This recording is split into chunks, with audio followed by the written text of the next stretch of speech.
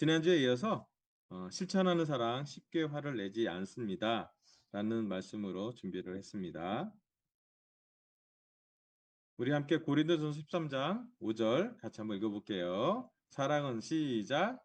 사랑은 무례하지 않으며 자기의 이익을 구하지 않으며 성을 내지 않으며 변화를 품지 않습니다. 아멘. 요즘 우리 사랑에 대해서 계속 고린도전서 13장에 배우고 있잖아요. 지금 몇 달 동안 지금 배우고 있는데 실천이 잘 되시나요?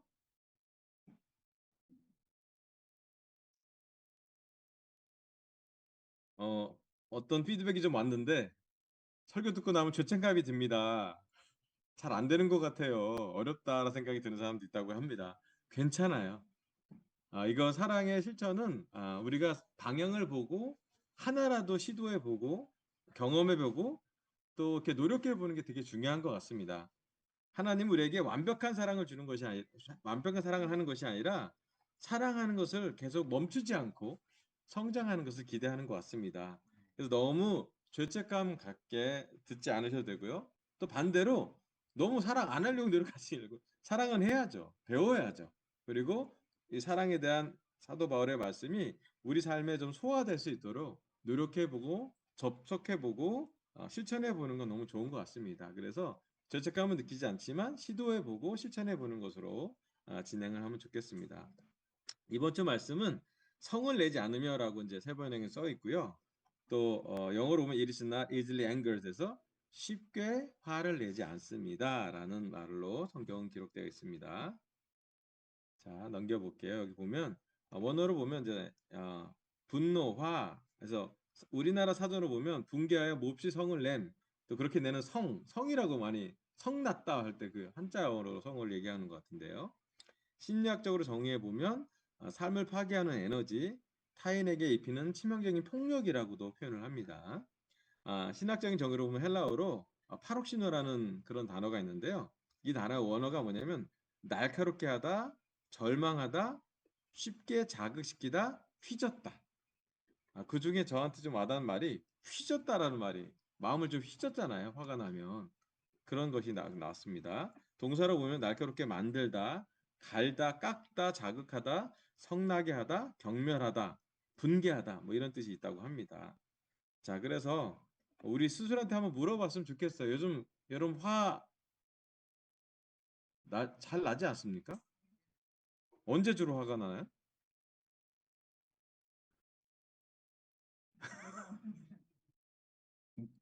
또 누구 보면 화가 나나요? 여러분이 웃는 거 보니까 화가 있다라는 거죠. 저렇게 커밍하기 좀 어렵지만 우리가 일주일이든 뭐 하루든 화가 있다라는 거예요. 그죠? 사람인 이상 우리는 다 화를 내지 않아요? 화를 담고 살기 어렵고 또는 화가 있으면 화가 자극돼서 발전해서 화가 폭발하는 경우도 있죠. 우리 중에 화 없는 사람은 없을 것 같아요. 누구도 화가 났을 것 같은데 그 화에 대해서 하나님이 말씀으로 이렇게 사랑은 쉽게 화를 내지 않는다고 했으니까 우리가 사랑을 배우려면 성경의 화에 대한 분노에 대한 것이 어떻게 기록되어 있고 이것을 어떻게 처리해야 되는지를 말씀으로 배우면 좋을 것 같습니다. 자, 창세기 4장 3절에 7절인데요.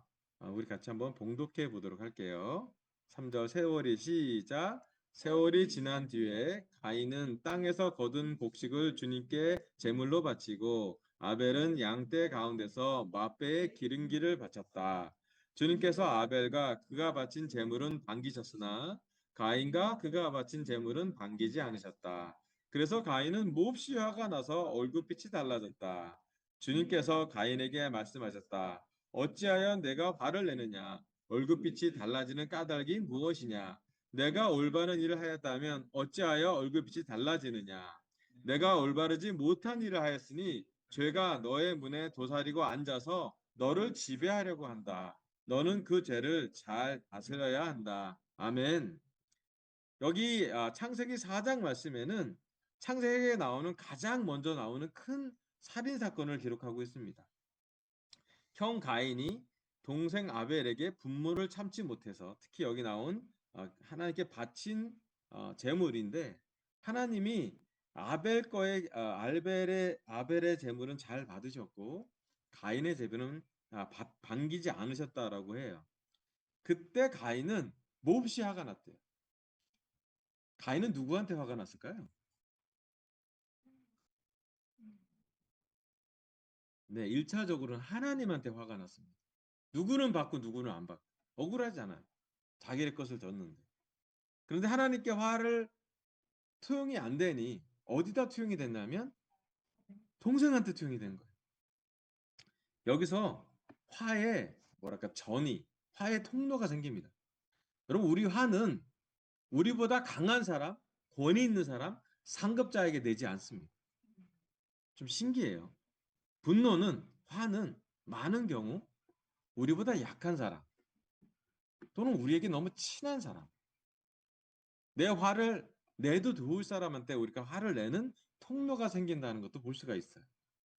그리고 그 화가 절제되지 않고 지배되지 않은 경우엔 화가 우리를 지배한다고 표현하고 죄가 우리가 지배될 때는 사실은 그 죄가 우리를 삼킨다라는 것으로 성경은 기록하고 있습니다. 참 무서운 말씀이죠. 제 오늘 설교 첫 번째 포인트는요. 너는 분노를 잘 다스려야 한다. 여기 피터 볼 루벤스라는 화가가 아벨을 죽이는 가인인데 나중에 한번 여러분 찾아보시면 여기에 그 가인의 얼굴이 정말 화가 나 있는 얼굴로 잘 묘사가 됐다라고 합니다. 가인은 화가 났습니다. 그리고 화를 참지 못했고 하나님한테도 어쩌면 소극적인 화 표시를 했죠. 얼굴빛이 달라졌다고 했으니까요. 그리고 적극적인 표현은 그의 동생을 죽임으로써 엄청난 폭발하는 화를 많이 이렇게 발전시켜서 화를 자극해서 그는 엄청난 분노의 폭발을 경험하게 됩니다. 여기 말씀을 구절을 보면 죄가 너의 문에 도사리고 앉았다라는 구절로 성경에 써 있습니다. 개역 개정판에는 죄가 너의 문에 엎드려 있다라고 써 있습니다. 이건 히브리어로 라바츠란 단어인데 잠복하다 쭈그리다라는 뜻이래요. 먹이를 단숨에 낚아채기 위해 웅크르고 있는 짐승이 있다라는 그 연상을 하는 그 언어라고 합니다. 여러분 화가 있다라는 것은 또 분노가 있다는 것은 우리 집에 자주 있는 일입니다. 개인적인 화도 있고요. 관계가 있으면 부모 자식 간에 또는 남편과 아내 사이에 또 아이들 남매들도 또 자녀 또 누구라도 가족 구성원 또 우리의 학교 우리의 직장 심지어 국가적으로도 화를 냅니다. 현재 우리는 전쟁이 참 끊임없는 세상에 살고 있습니다. 화가 통용되는 세상에 살고 있고요.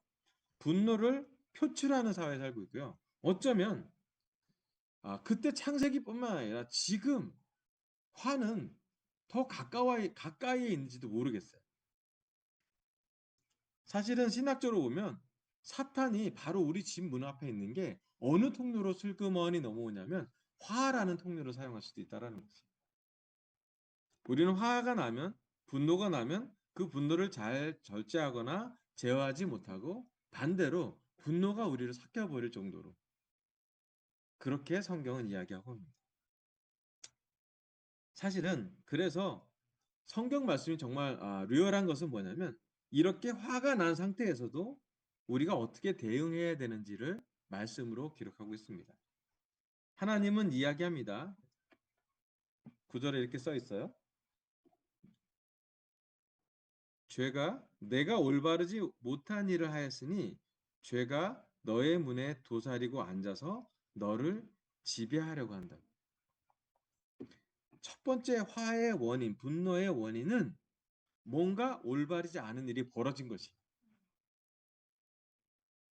자, 최근에 심리학자들이 화내는 것을 많이 연구한 것 같아요. 왜냐하면 그 분노 때문에 관계가 파괴되는 것도 많고 또 그 개인적인 폭력이 있는 것도 많고 피해가 너무 많기 때문에 많은 심리학자들이 많은 사회현상학자들이 연구를 합니다. 왜 우리는 분노할까?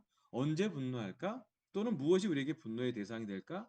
여러 가지 논문들이 많이 나왔는데요. 그 중에 하나가 분노의 원인은 개인적인 욕구에 충족이 안 될 때. 그죠? 두 번째, 가족 관계에서 이런 상황에서 분노가 생긴답니다. 부모 사랑을 못 받고 부당한 대우를 받은 자녀가 화가 많대요. 또 배우자로부터 상처 및 푸대접을 받을 때 화가 난대요. 그 다음에 무시받는 부모, 자녀나 누구에게도 무시받는 분노가 화가 있다라고 합니다. 자, 세 번째는 억울한 일을 당했거나 사회 정의가 이루지 못한 모습이나 불평불만이 있는 모습이 있을 때 우리는 화가 난다고 표현합니다. 네 번째는 공교롭게도 잘못을 지적받을 때 우리는 화가 난다고 합니다. 가인은 네 번째였어요. 잘못했다고 하나님 얘기했을 때 그는 화를 그 자기의 잘못을 바라보고 회개하고 자기 자신을 인식하기보단 그 잘못에 바로 맞받아쳐서 분노로 그는 표현을 합니다. 그리고 분노는 여러 가지 증상을 보이기도 합니다. 적개심, 잔인함, 자만심, 의기양양함, 망상, 정색, 분개, 쓴뿌리, 지배욕, 소유욕, 조작, 매니플레이션까지도 표현한다고 합니다. 이렇게 분노를 화를 잘 조절하지 않으면 우리 삶에 정말 가깝게 많은 파생되는 증상들이나 현상들을 경험하게 됩니다. 창세기 가인에 대한 말씀으로부터 우리가 배울 수 있는 말씀은 내 안의 분노, 내 안의 화를 알아채기가 인식하는 것이 그 시작임을 이야기하고 있습니다. 요즘 나에게 화가 있는지 없는지, 내가 언제 화가 나는지, 나에게 화를 내는 패턴이 있지는 않는지, 내 감정은 여러 가지 감정이 있겠지만 그 중에 부정적인 감정의 집결지인 이 분노나 화는 어디쯤 있는지. 많은 현대인들은요, 신기하게도 사탄이 우리에게 사탄의 존재를 보여주면 우리가 피할 거라고 얘기하는데요. 사탄이 우리에게 주는 많은 그 속임수 중에 하나가 뭐냐면 요즘 한 신학자가 얘기합니다. 바쁨이라고요. 우리는 바쁘면 급해집니다. 바쁘면 많은 것이 타협됩니다. 근데 바빠지거나 정서적인 소음이 많아지거나 분산이 많아질 때 우리는 쫓기는 삶을 살게 된대요. 여유가 없다라는 것입니다. 최근에 우리 삶을 한번 보세요. 우리가 우리의 마음의 화를 살펴볼 정도로 얼마나 여유 있게 살고 있는지. 우리는 눈의 유혹을 쫓기에 바쁩니다. 매체가 많고요. 유튜브를 봐야 되고요. 쇼츠를 봐야 되고 이 눈을 자극하는 세상에 살고 있고 눈만 뜨면 사실은 여러 가지 유혹이나 우리의 관심을 집중하는 것으로 사탄은 많은 것을 준비합니다. 영적인 싸움은 어쩌면 눈의 싸움일 수도 있어요. 그 다음에 여러분 직장에 가시면 어떻습니까? 업무적으로 바쁩니다. 직장 상사가 우리를 막 몰아칩니다. 이것까지는 해내야 된다고. 우리의 마음을 여유 있게 볼 수가 없어요. 집에 오면 어떻습니까? 편안하지 사람도 있지만 집에 오면 또 다른 전쟁이 기다리고 있어요. 직장에서는 그래도 성과를 낼 수 있는 아웃포커스가 있어요. 하지만 집에 오면 뭘 해도 티가 안 나요. 가사일도 티가 안 나죠? 우리의 자녀들, 우리의 남편, 아내, 배우자, 우리의 부모님과의 교제는 사실은 신기하게도 집에 오면 우리의 정서를 돌볼 만큼의 여유 있는 공간이나 시간이 많지 않음을 저는 느낍니다. 할 게 많아요. 현대인을 살면은 할 게 많은 세상에 해야 될 것이 많은 삶으로 살게 됩니다. 바쁘다는 거고요. 바쁘기 때문에 분산되고요. 바쁘기 때문에 쫓기고요. 바쁘기 때문에 우리는 쉽게 우리 자신을 돌보기가 어렵습니다. 때때로 우리가 쫓기는 삶을 살 때는 우리 마음에 무엇이 있는지 우리 자신을 들여다볼 여유가 되게 부족해집니다. 대한민국 문화 중에 빨리빨리 문화가 있고요. 또 같은 일이면 지름길을 찾으려고 하고요. 작은 것을 투입해서 많은 것을 얻으려고 하는 그런 문화가 있습니다. 그때 우리의 호흡이 빨라진다고 합니다. 점점 호흡이 가빠지고 빨라지면 사실은 우리의 내면을 보기가 쉽지가 않다고 합니다. 그래서 많은 정서적인 노력, 안정 힐링 또 평화를 추구하는 노력 중에 하나는 뭐냐면 제일 먼저는 호흡을 바꾸는 것이래요. 호흡을 크게 들이시고요. 크게 내쉬고요. 여러분 요가 해보세요. 음악이 천천히 지지 않습니까? 들이쉬고 내쉬라고 그럽니다. 명상할 때 그럽니다. 천천히 들이쉬고 천천히 내쉬라고 합니다. 제일 먼저 바꿀 수 있는 것은 호흡만 바꿔도 우리의 정서, 우리의 내면을 바라볼 수 있는 시간이라고 합니다. 신약 말씀은 기도가 우리의 호흡이라고 합니다. 우리가 화가 났을 때 기도할 수만 있다면 참 어렵죠. 화나면 기도하기 어렵습니다. 솔직히 저도 화가 났는데 기도하라는 거 부부 싸움을 강력하게 요구하는 태클일 수 있어요. 막 화가 났는데 남편 기도했어야 돼요. 기도가 안 되는데 막 그런 예, 여러분 기도로도 싸울 수 있어요. 그잖아요. 그런데 평소에 우리가 화가 났을 때 기도할 정도로 충분히 기도하고 있는 훈련이 되어 있다면 우리의 호흡만 좀 바꿀 수 있다면 너무 좋지 않을까. 첫 번째, 하나님은 이 가인의 말씀을 통해서 우리에게 얘기합니다. 너는 화를 잘 다스려야 한다. 하나님은 우리에게 화가 나지만 화에게 반응하는 것이 아니라 화를 대응하기를 기대하십니다. 그러려면 첫 번째 해야 될 것은 뭐냐면 내가 화가 났는지 안 났는지, 왜 화가 나는지, 언제 화가 나는지, 반복적이진 않은지 자신을 인식하는 시간을 꼭 가져가시길 바랍니다. 그리고 가능하면 할 수만 있다면 호흡을 천천히 하고 기도하는 호흡을 가져가면 좋겠습니다. 아멘. 네, 두 번째 말씀은 에베소서 4장 20절 27절이고요. 31절 32절 말씀인데 짧은 구절이니까 우리 한번 같이 봉독해 보도록 할게요. 화를 시작. 화를 내더라도 죄를 짓는 데까지 이르지 않도록 하십시오. 해가 지도록 노여움을 품고 있지 마십시오. 악마에게 틈을 주지 마십시오. 모든 악독과 격정과 분노와 소란과 욕설은 모든 악의와 함께 내버리십시오. 서로 친절히 대하며 불쌍히 여기며 하나님께서 그리스도 안에서 여러분을 용서하신 것과 같이 서로 용서하십시오. 아멘. 사도 바울은 에베소서에서 특이한 말씀을 기록합니다. 이 말씀을 깊게 연구해 볼 필요가 있어요. 그게 뭐냐면 화를 내더라도 죄를 짓는 데까지 이르지 않도록 하시래요. 잘 들으십시오. 우리가 화를 내는데 죄를 짓는 데까지 뭔가 중간에 갭이 있다라는 거예요. 맞죠? 많은 경우 우리는 화를 내는 게 죄라고 생각해요. 딱 붙어 있다고 생각해요.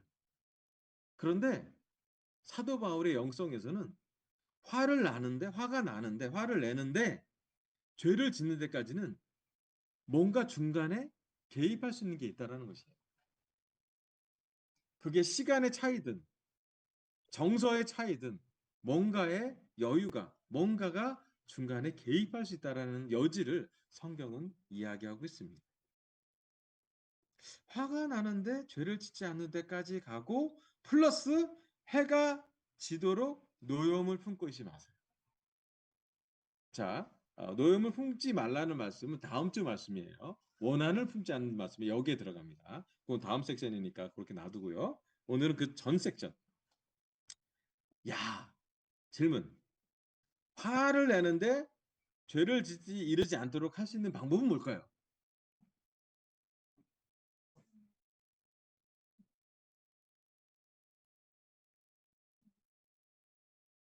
네, 기자님이 화나는 상황에서 나를 좀 분리하는 것. 또 나가서 산책. 최고죠. 나가서 산책하면 좋죠. 네, 공간 분리 얘기합니다. 또 첫 번째로는 우리가 신약 말씀 에베소서 4장 26절을 잘 묵상한다면 어쩌면 우리는 사도 바울의 그 정서적인 그 채널을 잘 연구해 보면 화가 나더라도 죄를 짓지 않을 수 있다라는 확신까지 갈 수 있다라는 거죠. 뭔가가 있다라는 겁니다.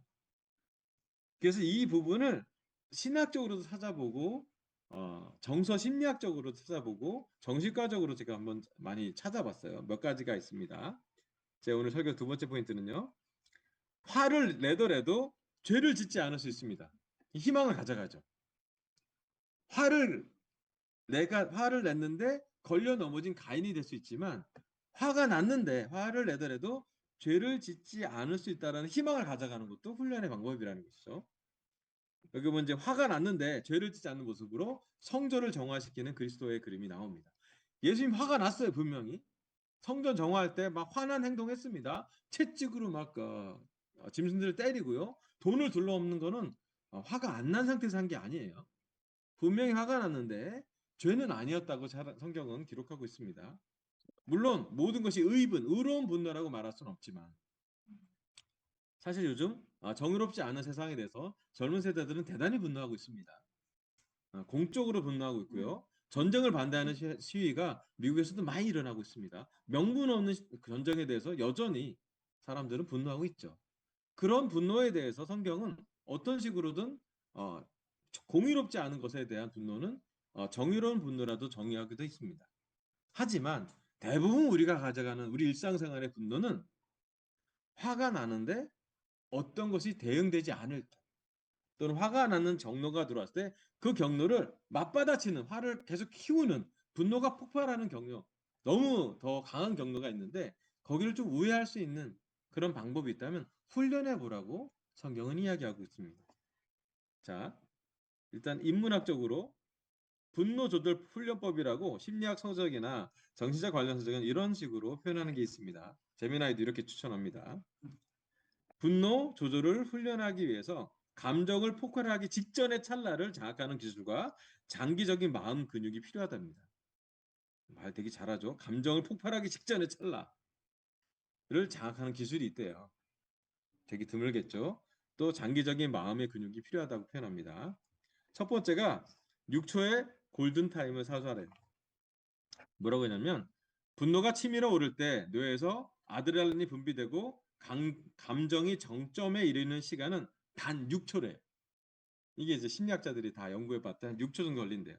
이 고비만 넘겨도 이성적인 판단을 하는 담당하는 대뇌 피질이 개입할 수가 있답니다. 6초만 참으면 된대요. 그래서 실전으로 뭘 훈련하냐면 내가 화가 났을 때 마음속으로 숫자를 세래요. 마음속으로 하나부터 10까지, 하나부터 10까지 천천히 숫자를 세어보래요. 그리고 두 번째로는 심호흡, 코로 깊게 들이마시고 입으로 천천히 내뱉으며 지금 나는 화가 나고 있구나 라고 자신의 상태를 객관적으로 인지하면 자기 호흡이 심호흡을 하기 때문에 자기의 온도가 좀 내려간다. 체온이 조금 떨어진대, 심호흡을 하면. 와, 신기해요. 6초만 참으면 사실은 폭발하지 않을 수 있다는 것은 심리학자들이 얘기합니다. 두 번째, 물리적, 심리적 거리두기, 타임아웃이라고 표현하는데요. 화가 난 상태에서는 대화가 공격이 되기 쉽다. 상황이 악화될 것 같다면 잠시 그 자리를 피하는 것이 상책입니다. 그 실전 과제로는 자리를 피하기. 지금 너무 화가 나서 감정적으로 말할 수 없을 것 같아. 10분 뒤에 다시 이야기하자고 정중히 말리고 화장실에 가거나 산책을 해보자. 네, 이렇게 표현합니다. 화장실 가거나 산책을 하라고. 그 다음에 화장실 가서 찬물 세수하래요. 차가운 온도는 흥분된 교감 신경을 진정시키는데 아주 효과적이래. 화장실 가서 찬물 세수하래. 세 번째, 분노 뒤에 숨은 진짜 감정 찾기가 있습니다. 이것은 뭐냐면 분노는 보통 단독으로 오지 않습니다. 사실은 서운함, 두려움, 피로감, 무한함 같은 1차 감정이 먼저 생기고 이를 방어하기 위해 분노라는 2차 감정이 폭발하는 경우가 많습니다. 그래서 이때 분노 뒤에 숨은 진짜 감정을 찾는데 생각을 바꾸는 훈련을 해보라는 거예요. 저 사람이 나를 무시해 라는 생각 대신에 저 사람도 오늘 피곤해서 예민하구나. 혹은 내가 지금 기대했던 반응이 안 나와서 내가 서운한 상태구나 라고 상황을 재정의해 보라고요. 생각을 바꾸는 것이 훈련이라고 이야기합니다. 네 번째, 정확한 배출구 만들기. 억누르기만 하는 화는 결국 안에서 곪는다고 합니다. 평소 에너지를 발산한 통로가 필요한데요. 그래서 건강한 배출구를 위해서 첫 번째 제안은 뭐냐면 고강도 운동을 하랍니다. 땀을 흘리는 운동은 스트레스 호르몬인 코르티솔치를 낮춰줍니다. 두 번째, 감정 일기를 써보랍니다. 네, 잠깐만요. 누가 마이크를 켜신 것 같은데. 무엇이 나를 화나게 했는지를 글로 적다 보면 생각보다 사소한 일이었음을 깨닫거나 반복되는 분노의 패턴을 발견하는 것이 가능하답니다. 다섯 번째, 전문가의 도움이 청하됩니다.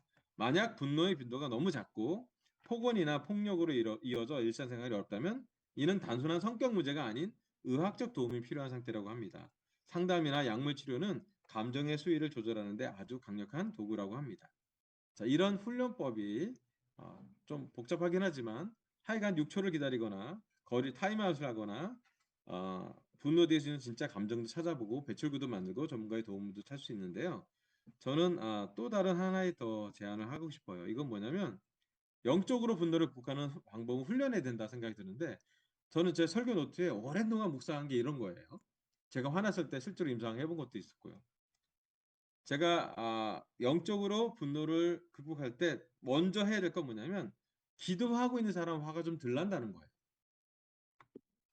평소에 매일 기도하는 사람은 또는 정해진 시간에 정해진 기도 훈련을 하는 사람은 화가 좀 덜 나지 않을까 생각이 듭니다. 그 다음에 말, 몸짓, 행동을 중단하는 것. 아까 나온 거좀 비슷하죠. 그 상황을 떠나는 것. 그리고 좀 시간이 지나서 상대방의 입장을 생각해 보는 것. 그 다음에 중요한 건 뭐냐면 화가 나는 그 배후에 사탄이 조종함을 인지하는 것이요. 그리고 내가 빵 했다가 폭발하는 것이 아니라 미리 마음을 좀 열어보 조금씩 큰 폭발이 아니라 잔폭발을 하는 것이죠. 그 다음에 내가 뭐 때문에 화가 났는지 리스트를 좀 적어보는 거예요. 그 다음에 내가 화에 대한 성격 구조를 한번 연구해 보기도 하고 공부해 보기도 하고 심지어 암기해 보라고요. 아까 그 가인에 대한 죄가 너의 문에 도사리고 있으니 너는 그것을 지배하려고 하는데 너가 그것을 잘 다스려야 된다는 말씀을 외워보기도 하죠. 그리고 상황마다 다르긴 하지만 만약에 당사자에게 사과나 용서를 할 수만 있다면 이건 좀 화가 잦아들었을 때 할 수 있는 행동이겠죠. 그게 가능하다면 근데 꼭 하지 않으셔도 돼요. 막 무조건 해결하려고만 다 한다고 해서 상대방도 화가 아직 나 있을 수도 있고 상처를 받을 수도 있어서 그것은 좀 되게 정교한 또는 균형이 잡힌 활동이 좀 필요하기도 하지만 이런 것이 필요합니다. 제가 화도 그렇고 제 안에 뭐 마음이 여러 가지 막 엉켜 있을 때 때로는 우울감이 들 때 제가 했던 방법은 몸으로는 뛰는 것이고요. 땀을 흘려서 호흡을 일정하게 만드는 것이었고요. 또 제가 감정 일기를 써본 적이 있습니다. 한 4개월 썼어요.